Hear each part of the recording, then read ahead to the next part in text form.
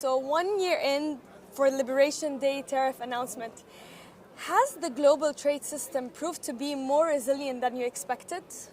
I think that's a statement, not a question. It has. Look, we always took the view that the system itself is resilient. The challenge for the system is not its resilience, it's the need for it to continue to change so that it's relevant. So that's the hard bit for it, but certainly it's been much more resilient.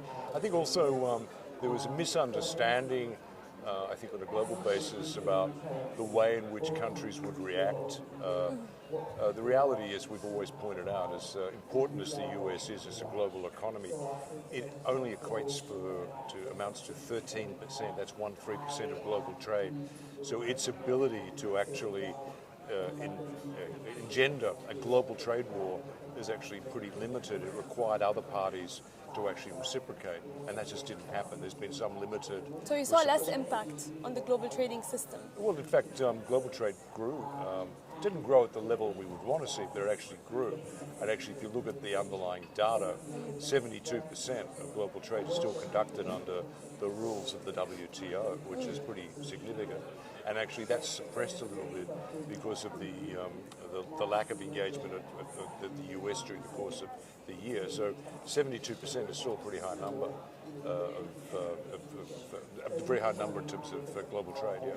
But how can businesses plan ahead, specifically when we don't see much clarity on what's happening? These are exactly the point we're making. I mean, the number one issue that business tells us, and let's be clear, the ICC, we're in 170 countries.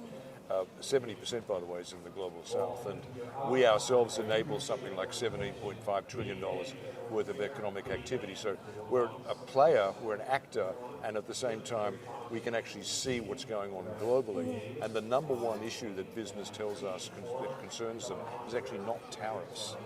It's the lack of certainty. And it's that lack of certainty that's causing them to pause some of the investments they would normally make, pause hiring that extra person, pause opening that office, pause signing that contract. So that's the issue that's confronting business.